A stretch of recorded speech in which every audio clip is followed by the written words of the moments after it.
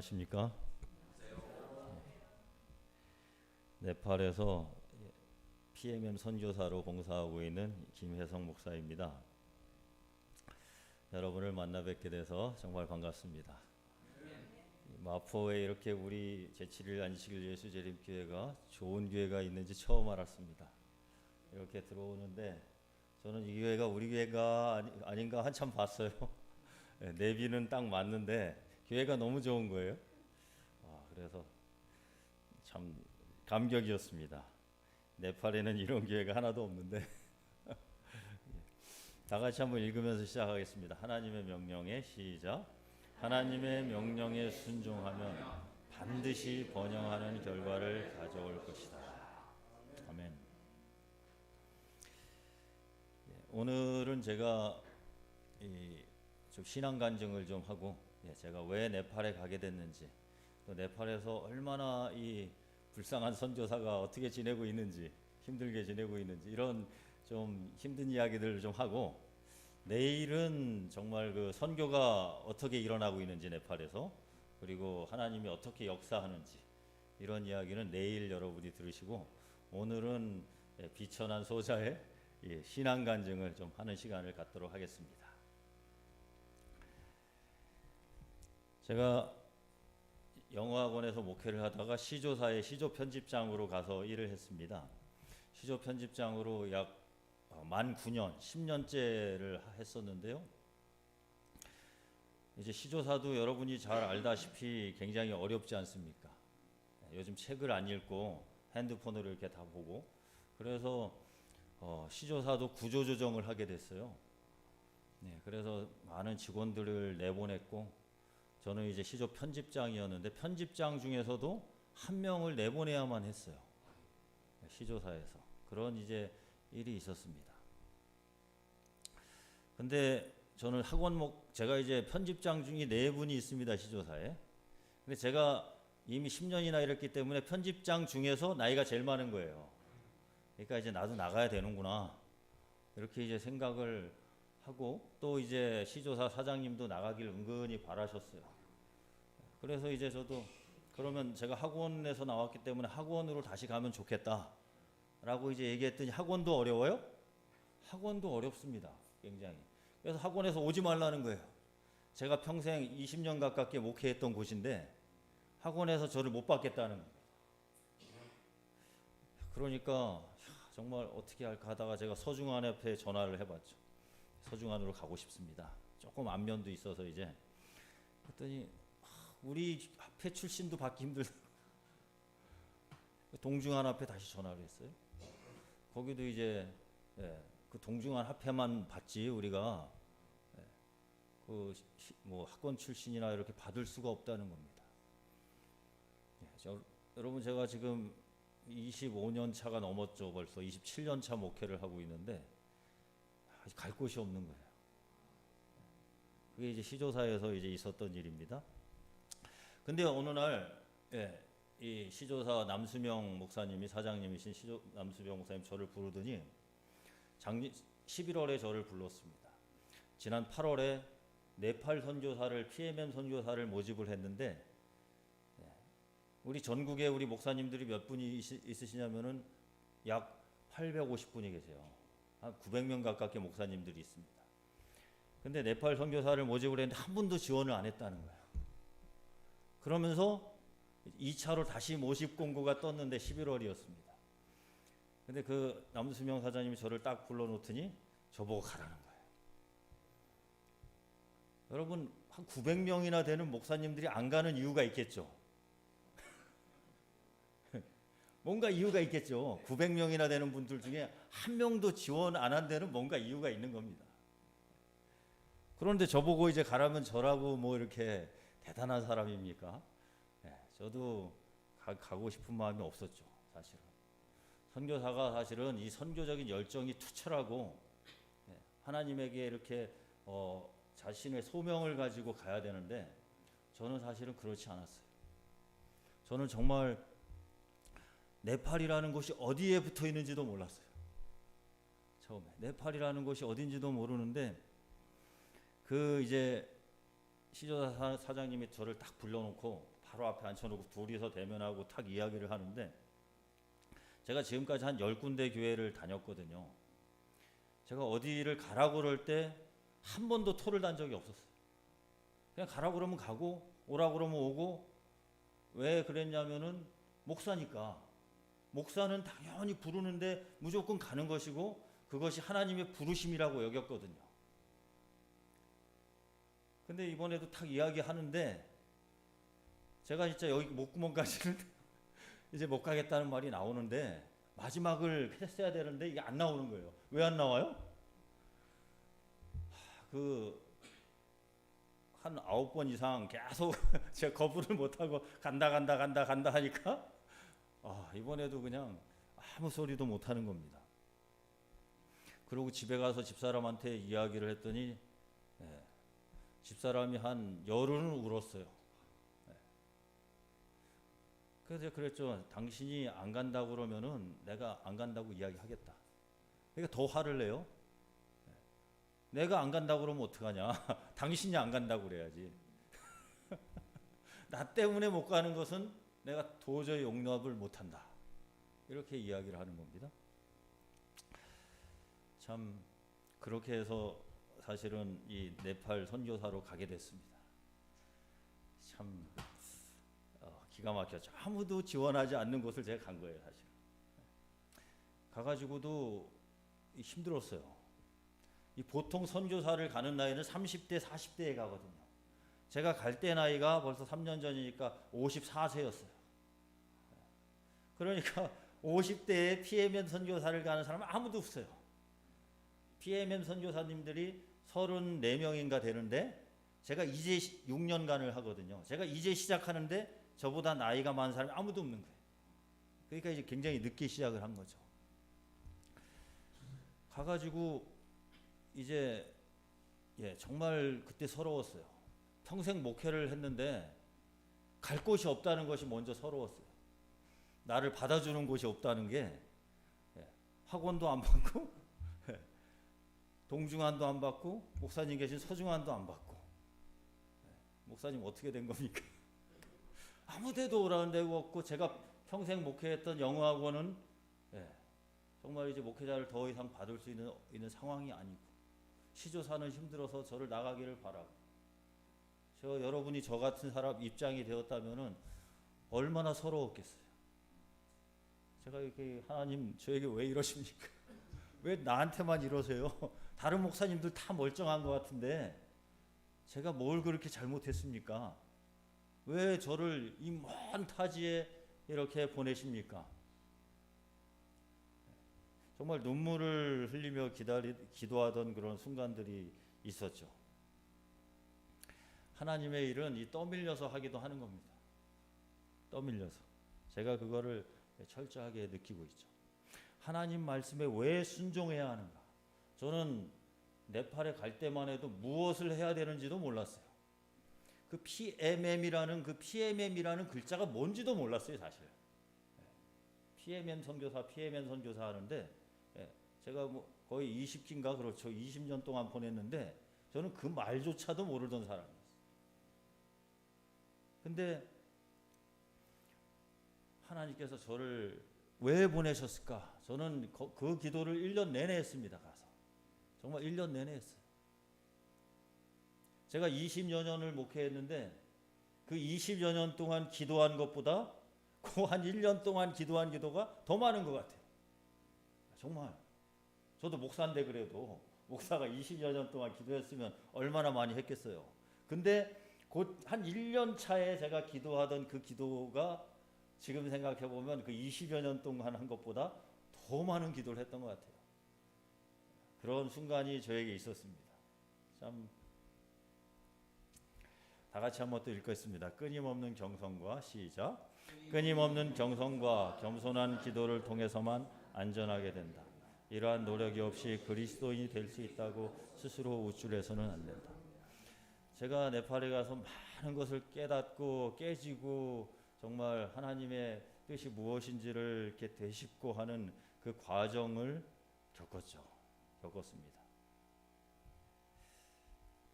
이곳이 이제 네팔입니다. 여러분이 잘 아는 그 히말라야 산맥이 이 위쪽으로 이렇게 히말라야가 뭐 산 하나가 있는 게 아니라 저 끝에서부터 이쪽 끝까지가 다 히말라야예요. 그래 중국하고 국경을 맞대고 있습니다. 중국 위쪽은 티벳이고 남쪽은 인도가 있습니다. 이제 남쪽은 이 북쪽은 높은데 남쪽은 낮아요. 북쪽은 8,000m가 넘죠. 히말라야 산들이 8,000m 넘는 산이 10개나 됩니다. 그렇게 있는데 이 남쪽 그 인도 국경은 그러니까 한마디로 평지예요. 0m예요. 이렇게 이제 올라가는 그런 형태로 되어 있는 곳이 이 네팔이고 인구가 3천만 명입니다. 우리나라 인구보다는 좀 작죠. 우리나라 크기는 우리나라의 3분의 2 크기, 한반도의 3분의 2 크기 정도 되는 그러한 나라입니다. 세계 최빈국 중에 하나예요.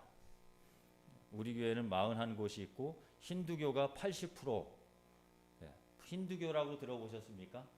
힌두교 하면 무슨 생각이 나셔요? 소.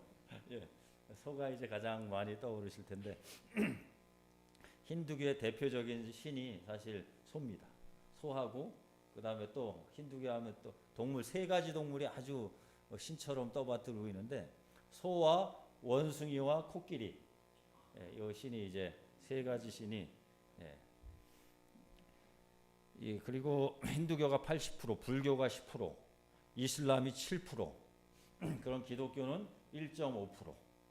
기독교는 이 네팔에서는 소수 종교입니다. 여러분 이게 뭐 같이 보입니까?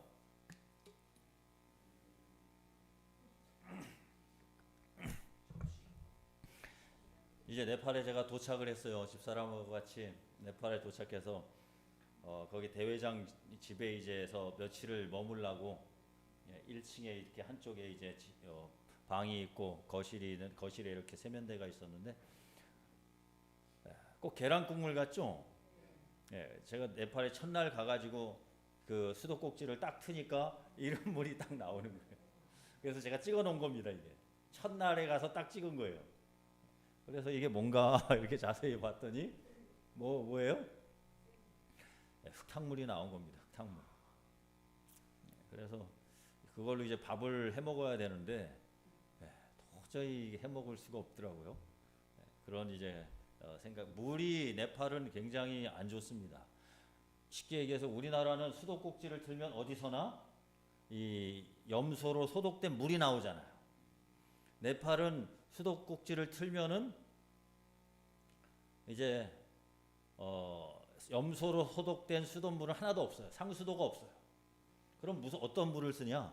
3층짜리 건물이 있으면 이 지하에 큰 그 물탱크가 있어요. 지하에.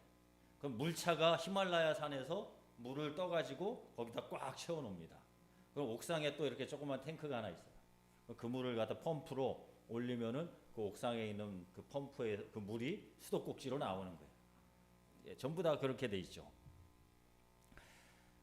그러니까 이제 1년에 한 번씩 그 큰 물탱크를 청소를 하는데 저희도 이제 직업훈련센터에 그 청소를 벌써 한 2번 했었는데 그 물탱크를 청소할 때 이제 저희가 장화를 신고 삽을 들고 들어갑니다. 흙을 막 퍼내요. 이게 다 퍼내고 나면 1년 후면 흙이 이만큼 쌓여 있어. 그러니까 이제 아무리 히말라야 그 깨끗한 물을 퍼와도 그 물이 안 좋은 거예요. 그 물로 이제 저희가 항상 샤워를 하고 전 먹지는 않습니다. 먹지는 않는데 그러나 지금도 항상 샤워를 하죠. 어떨 때는 이제 물이 거의 떨어져 갈 때는 한 달에 한 번쯤은 이렇게 틀면은 이렇게 진흙물이 나와요. 그렇게 해서 이제 물이 안 좋은 그런 뭐 이제 도착해서 물부터 시작을 해서 이제 네팔어를 배워야 되는데 정말 이게 너무너무 어려운 거예요. 돌아서면 잊어버리고 야 정말 너무 지금도 사실은 너무 어려워. 이거 다 읽을 줄은 알아요. 지금은 이제 그나마. 근데 읽는데 뜻은 모르죠. 뜻을 알아야 되는데 이거를 뭐 그리고 저하고 일하는 사람들이 또 영어를 쓰니까 제가 영어를 좀 하니까 영어로 대화를 하니까 더 못 배우겠는 거야. 그래서 이 언어가 지금도 어렵습니다. 6년 마칠 때쯤에는 아마 좀 잘하지 않을까 싶은데 쉽지 않아요. 그 옆에는 이제 우리 집사람이 물을 이제 사가지고 처음에 뭐 아무것도 없죠. 도착해서 오토바이도 없고 차도 없고 하는데 물을 사러 가려면 약 15분 정도 걸어가야 돼요. 왔다 갔다 약 30분 정도 이제 소요되는데 걸어갔다 이렇게 이제 들고 저는 뭐 다른 것도 들고 뒤에서 우리 집사람이 참 너무 안쓰러워가지고 제가 찍은 겁니다.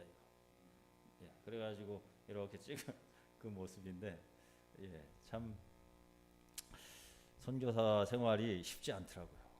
가장 어려운 것은 이 물도 있지만은 공기입니다. 또 네팔하면은 이 사람들이 그 히말라야 그 맑은 공기 생각하는데 여러분 한국 공기 너무 좋은 거예요. 이렇게 얘기하니까 못 믿어. 한국 공기 너무 좋습니다. 제가 이번에도 한국에 도착해가지고 서울에 와가지고 그 간판에 보니까 미세먼지 경고라고 써 있더라고. 그걸 보고서 제가 그걸 보면서도 크게 숨을 들이셨죠.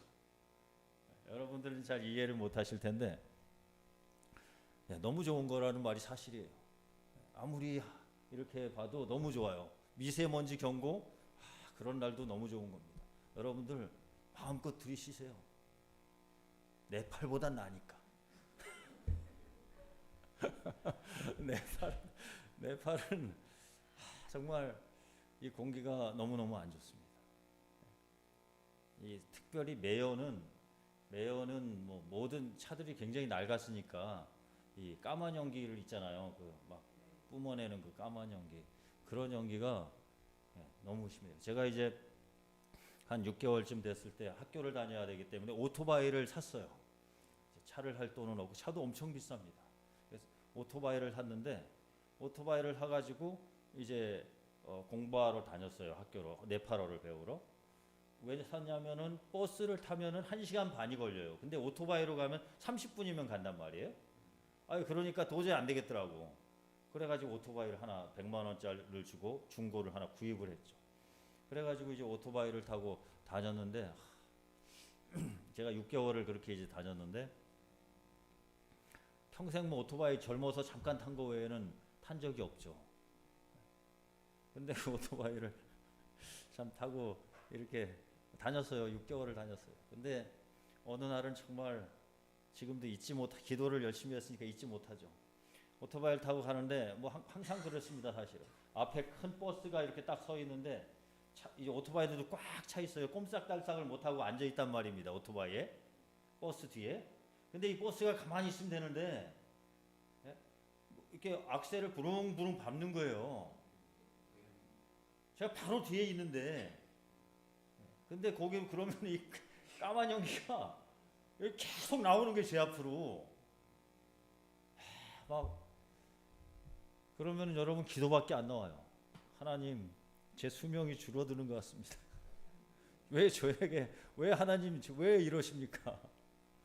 그 기도밖에 안 나와요. 참 정말 그때 생각하면 아직도 그러고 나서 6개월을 다니고 제가 지금도 이 기관지염이 생겼는데 안 떨어져요. 여기 지금 가래 같은 게 항상 낀 것 같아요. 그래서 제가 물을 항상 챙기고 다닙니다. 언제 또 이렇게 막 천식처럼 막 나와요. 그래서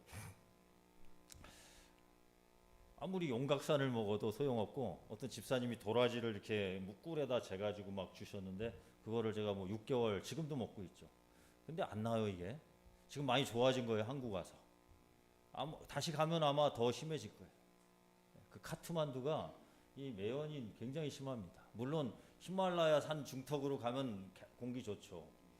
그러나 네팔 자체가 그 바로 뒤에 그 티베트 사막이 있거든요. 바람이 이렇게 불어오면 그 분지거든요. 이렇게 히말라야를 넘어서 차곡차곡 먼지가 쌓여요. 바람이 이렇게 부는 날은 여지없이 그냥 새카맣습니다. 그러니까 사실은 그렇게 이제 공기가 좋은 나라는 아니에요. 게다가 이 카트만두는 뭐 매연이 꽉 차 있으니까 사실 여기는 이제 대기오염으로 뭐 휴교령 같은 것이 뭐 가끔 내립니다. 이런 일도 있고 네팔에서는 이 사망 1위가 폐병이에요. 폐병으로 다 죽는다고 보면 돼요. 그 특별히 카트만두 그 지역은 그렇게 이제 이것도 이제 제가 그 처음 도착해가지고 며칠 후에 그 김종훈 선교사가 있는 해타우다로 이제 비행기를 타고 이제 가게 됐는데, 제가 이 사진 찍은 사진입니다. 이 화면이 너무 클리어하게 잘 나오네요. 제가 왜 찍었는지가 딱 지금 보이는데, 왜 찍은 것 같습니까? 예, 예. 바퀴가 하나가 튜브처럼 홈이 하나도 없는 거예요. 그래가지고 제가 이걸 타러 이제 들어가다가 보고서 깜짝 놀래가지고 찍어 놓은 거죠. 야, 이 비행기를 타야 되나 말아야 되나 망설여지는 겁니다. 바퀴가. 예. 근데 제가 여러 번 비행기를 국내선을 타서 이제 선교지를 다녔는데 항상 그래요. 두 개 중에 하나는 홈이 있고 하나는 홈이 없어. 그러니까 이제 그만큼 자원이 없으니까 아마 그렇게 하고 있는 것 같아요. 근데 사실은 네팔은 전 세계에서 비행기 사고가 가장 많이 일어나는 나라입니다. 작년에도 1월 달에 여러분 비행기 사고로 78명이 죽었던 거 기억나세요? 우리 좀 신문에도 나오고 그랬었는데, 그때 한국인 2명이 죽었어요. 군인 아저씨하고 고등학교 중학생인가 고등학생 아이하고 같이 트레킹을 왔다가 카트만두에서 포카라로 가는 비행기가 떨어져가지고 죽었습니다. 그 비행기가 월요일 비행기였어요. 월요일 날 가는 비행기인데, 제가 왜 기억을 하냐면은 제가 그 전날 일요일 날 그 삼척교회에서 이제 전도회를 마치고 같이 카트만두에서 포카라로 갔거든요. 일요일 날 똑같은 비행기로 똑같은 시간에 저희가 갔는데, 그 다음 날 그 똑같은 비행기가 떨어진 거예요. 그러니까 제가 하루만 늦게 탔으면 제가 여기 없었던 거예요. 여러분, 그거를 제가 화요일 날 들었는데 포카라에서 그거를 듣는 순간 이 반쪽이 마비가 되는 거예요. 움직이질 않아요. 이 왼쪽이. 저도 희한한 경험을 다 합니다, 정말. 이게 움직이지가 않고 이렇게 이제 마비가 되는데 한 몇 초가, 한 10초? 10초가 길더라고. 근데 그 다음에 딱 움직이긴 했는데 충격을 받은 거죠. 충격을 받으니까 그때 이제 같이 탔던 스튜어디스도 얼굴도 막 떠오르고, 그 예쁘장했던 그 얼굴이나 이런 것들이, 그 사람이 이제 아마도 이 세상에 없지 않을까라는 막 생각이 들면서, 내가 하루만 늦게 탔으면 내가 그럴 수도 있었구나, 그런 생각을 하면서 이제 그래도 하나님께서 아직은 나에게 뭔가 할 일이 있다고 하시는 것 같다, 나에게 이런 간증거리를 주는구나, 이런 생각을 이제 제가 했었죠. 그런 곳이 사실은 이 네팔의 생활입니다. 다시 한번 읽겠습니다. 만일 우리가 이 이끄심을 저항하지 않는다면 구주를 십자가에 못 박게 한 죄를 회개하는 가운데 십자가 밑으로 인도함을 받을 것이다.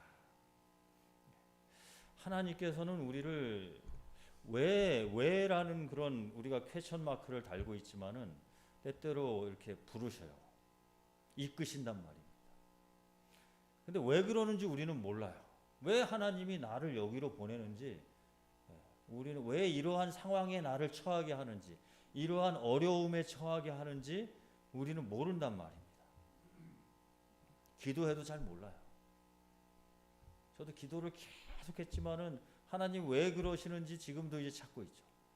그러나 제가 이제 3년째가 되고 나니까 하나님이 이렇게 인도한 길을 하나하나 되짚어 보면은 큰 뜻이 있으신 거예요. 한 사람의 그런 어떤 나를 통해서 역사하시는 하나님, 그분의 흔적이 이제 그 가운데서 하나하나 이제 제가 이제 되짚어 볼 수가 있는 것이죠.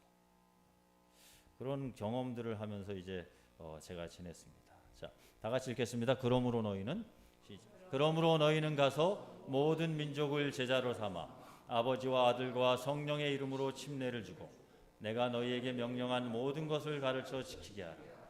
내가 세상 끝날까지 항상 너희와 함께 있으리라. 선교는 옵션이 아닙니다. 명령인 것이죠.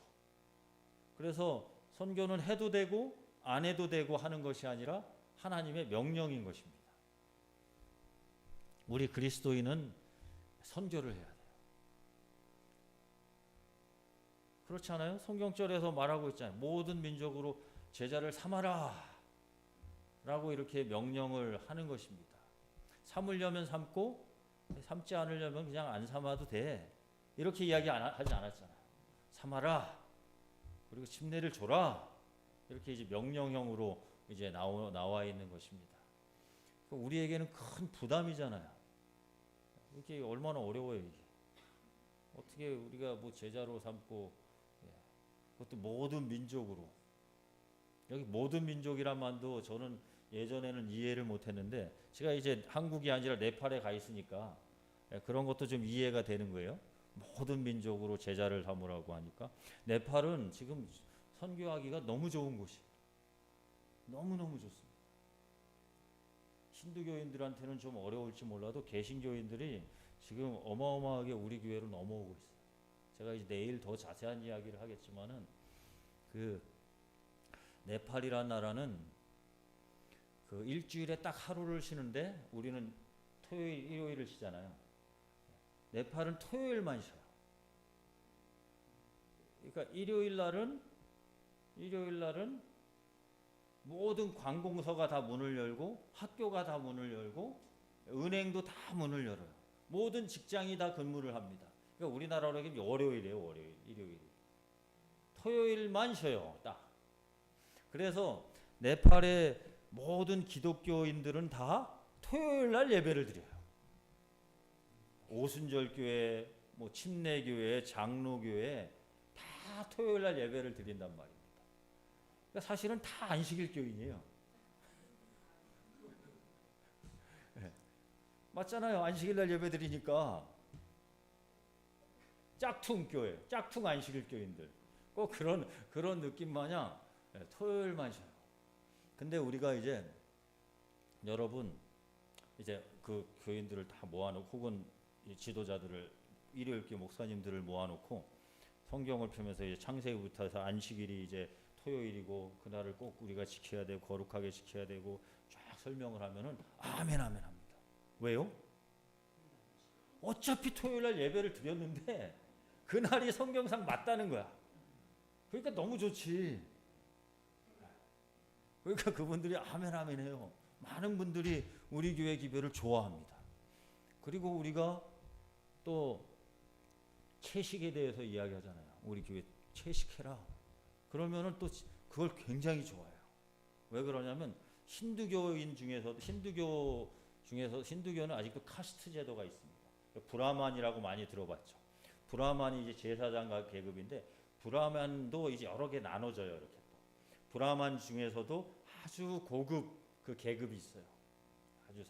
그 계급들은 채식만 하거든요. 그러니까 우리가 채식하라 하면은 그 기별이 아주 고급 기별이야.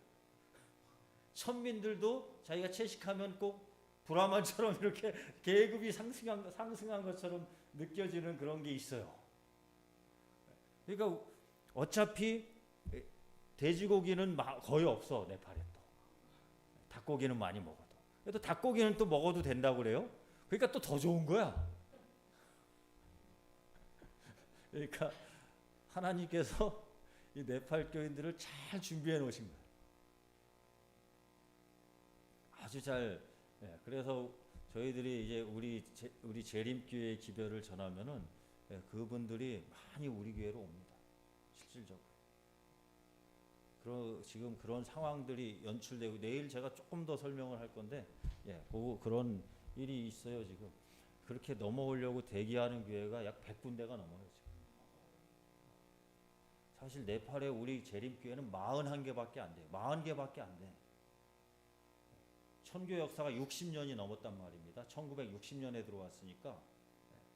근데 60년이 넘은 그런 선교 역사가 있지만 교회가 40개밖에 안 되는데 이미 김종훈 선교사라고 목회하다가 이제 네팔에서 선교하고 있는 우리 선교사가 2명이 있어요. 우리 한국에서 목회하시다가.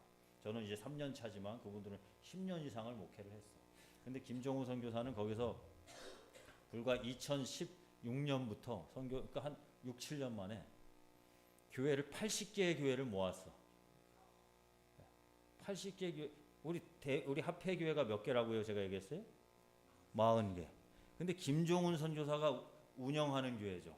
서포트하면서 운영하는 교회가 80개야. 제가 이렇게 이야기하니까 약간 이상하게 들리는지 모르겠지만 그 교회가 재림교회인데 정식으로 우리 교회에 들어오질 않았어요 아직.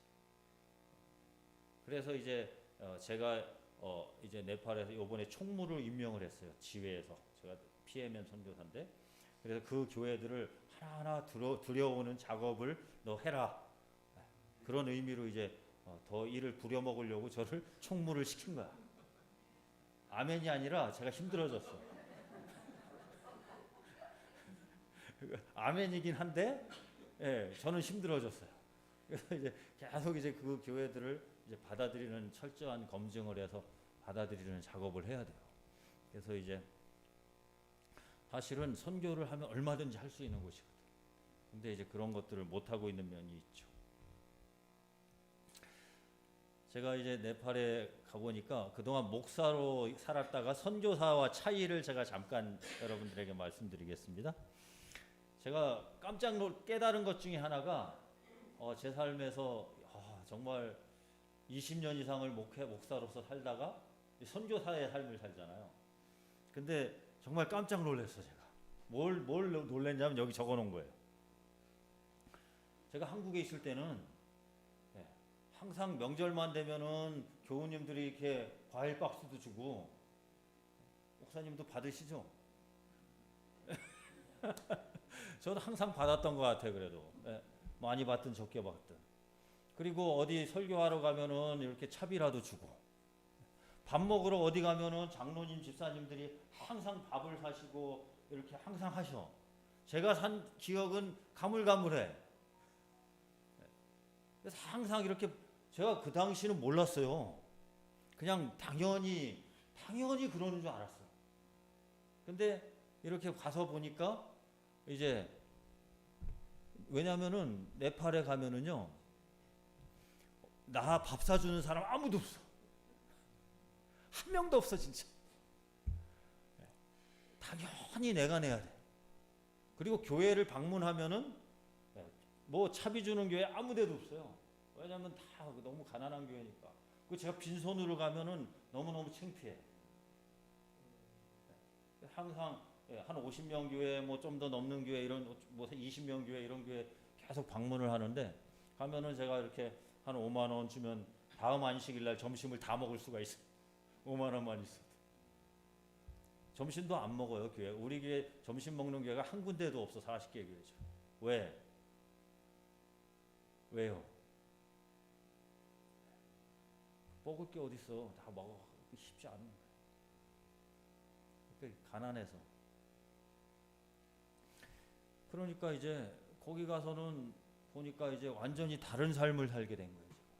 그리고 PMN 선교사는요. 아까 얘기했지만 PMN 선교사는 이 한국 월급의 반, 현지 월급의 반을 줘요.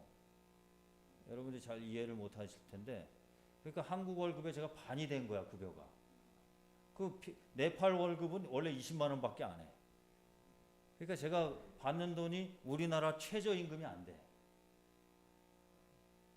그러니까 아무도 지원을 안 하지. 자녀 있는 사람들 자녀 교육비도 안 돼요. 쉽지 않아요. 제가 가보니까 그래. 그렇게 이제 그러니까 저는 굉장히 가난해졌단 말입니다. 근데 제가 가서 보니까 제가 부자인 거야. 한국의 최저임금도 안 되는 돈을 받고 사는데 거기서는 굉장한 부자야. 여러분 제가 가끔 그런 기도를 했어요. 제가 집도 없고 절도 없고 양가 부모님 다 이렇게 시골에 살아서 목회 시작할 때부터 양가에 돈을 보냈지 제가 받은 적이 없거든요.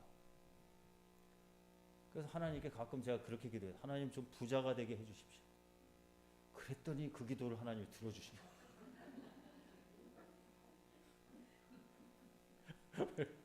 그 기도를 하나님이 들어주시는데 이상한 방법으로 들어주셔.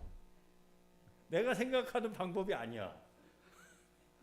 나는 전혀 그렇게 생각하지 않았는데 하나님께서는 놀라운 방법이 있으시더라고요.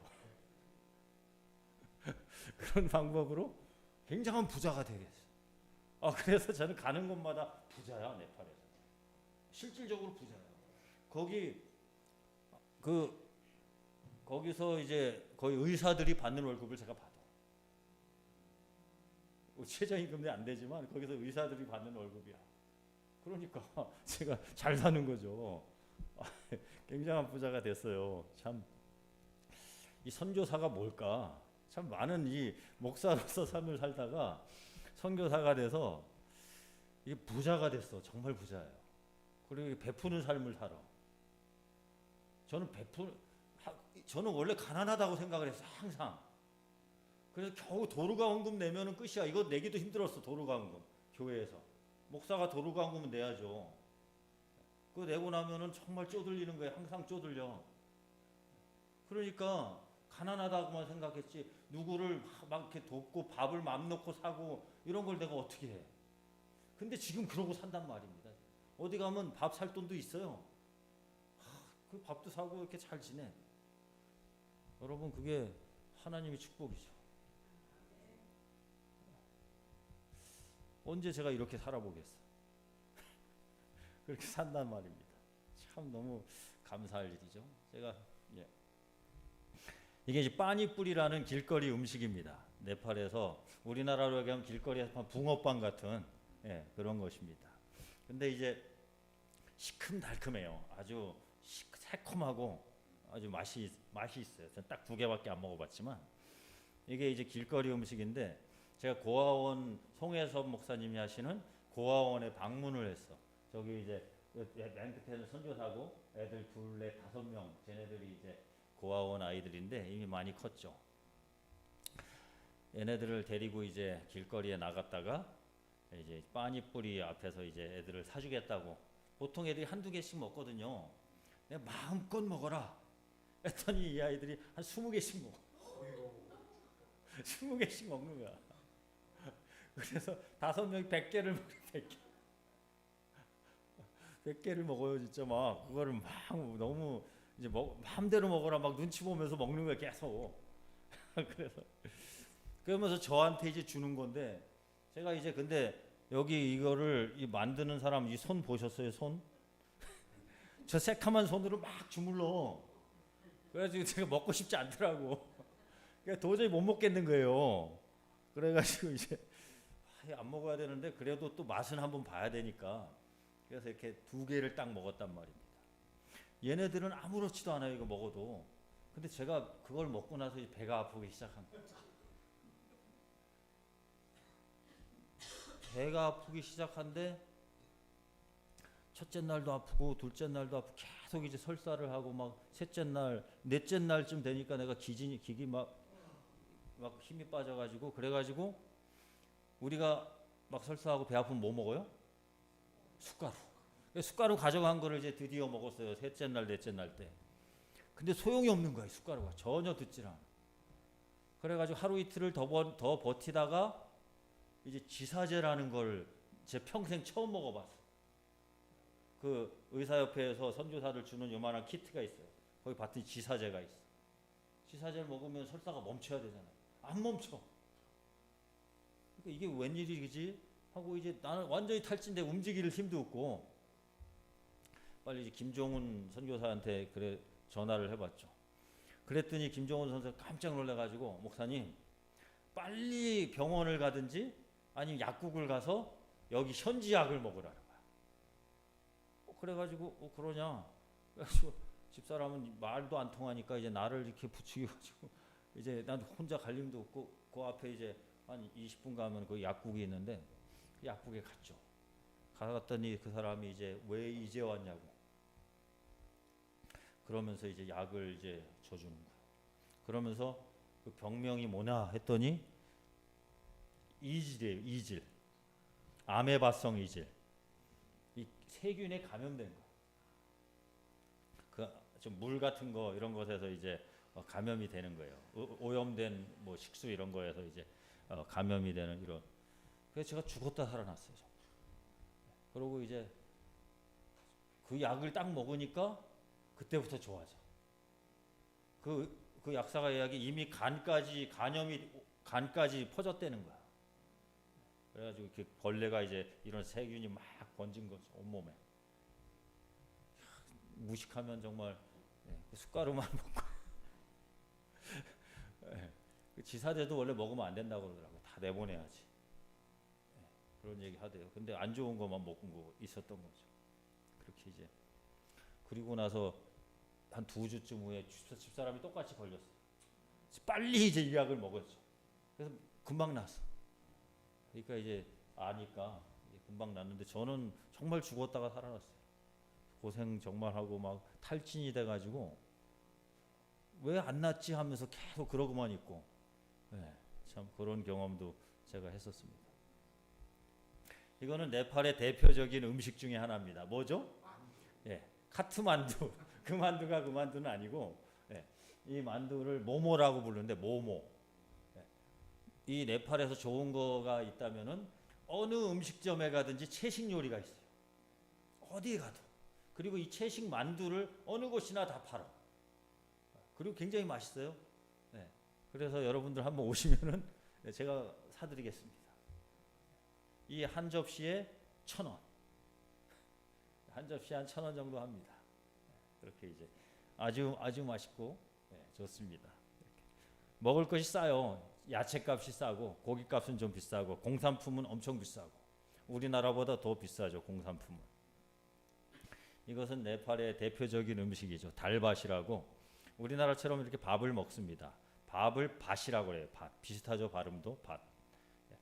달은 국이라는 뜻이고 그래서 국밥이라는 뜻입니다. 국밥. 근데 이제 카레 향이 조금씩 나요. 카레 향이 다 우리나라 미원이나 뭐 조미료 넣듯이 카레를 넣어.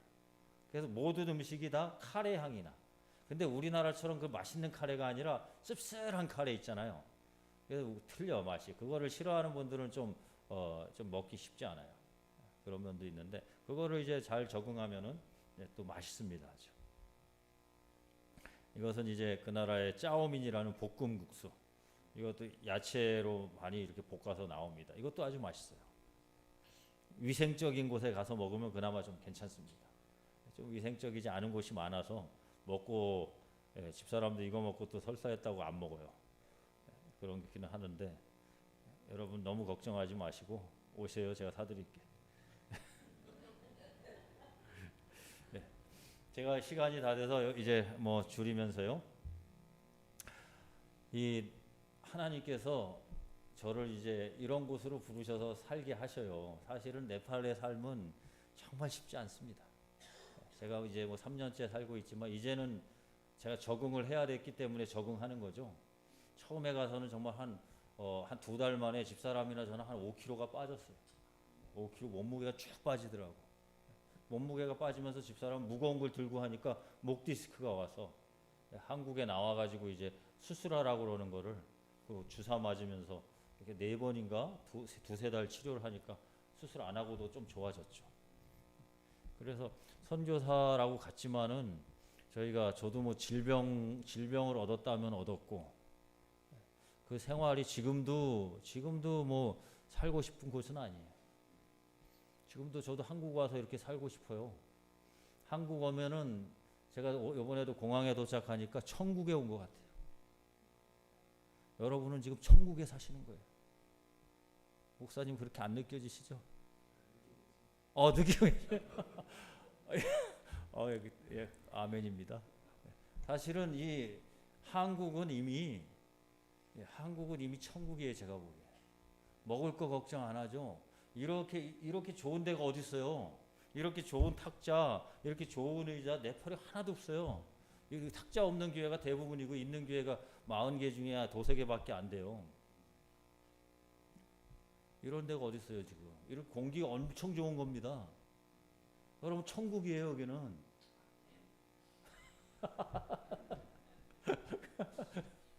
아멘. 우리가 생각을 좀 바꿔야 돼요. 주신 축복이 우리에게 있는데 어마어마한 축복을 사실 우리에게 주셨는데 우리는 여전히 좀 불만과 불평이 있단 말입니다. 그죠? 근데 사실은 저 같은 사람 네팔 사람하고 비교하면 여러분들은 이미 천국이야. 네팔에서 여기 오는 노동자들 있잖아요. 그 사람들을 우리가 네팔에서 뭐라고 부르냐면 로또 맞았다고 그래요. 로또. 제가 내일 조금 더 말씀을 드리겠지만 로또 맞는 거예요. 여기 오는 거는. 그만큼 우리가 그러한 곳에 살고 있다는 것이죠. 어쨌든 이 네팔의 어려운 상황 가운데 일하는 선교사의 모습을 오늘은 보셨고, 내일은 이러한 자격도 없는 것 같은 선교사를 통해서 더 하나님께서 아주 큰 일을 행하셔요. 정말 큰 일을 행하셔요. 정말 놀라운 일을 하고 있습니다. 제가 봐도 제가 놀라워요. 그런 일들이 어떻게 일어나고 있는지 내일 다 같이 나누도록 하겠습니다. 감사합니다.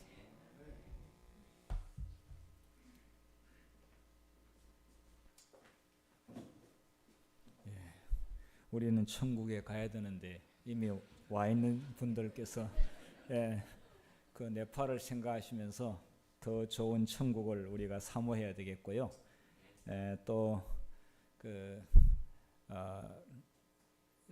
이제 한쪽에서는 선교의 문이 점점 더 닫혀져 가고 있지만 또 한쪽으로는 선교의 문이 점점 더 열리고 있습니다. 내일 그 열려져 가고 있는 선교의 문으로 우리가 또 어떻게 들어가야 될지에 대해서 또 내일 귀한 말씀을 듣도록 하겠습니다. 참 귀한 말씀 감사합니다. 우리 다 일어나셔서